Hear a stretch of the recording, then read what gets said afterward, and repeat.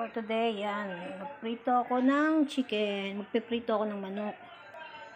4 na piraso lang. Kasi tig-isa lang naman kami. Yan.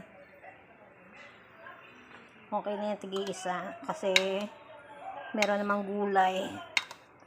Talbos ng kamote. O, diba? Diba?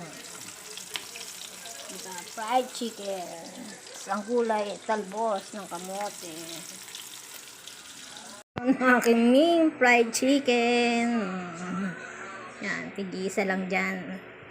Yan ang nagtitipid. Yan guys, kain po tayo. Yan po yung talbos ng kamote. Hindi kasi sa akin pwede walang gulay.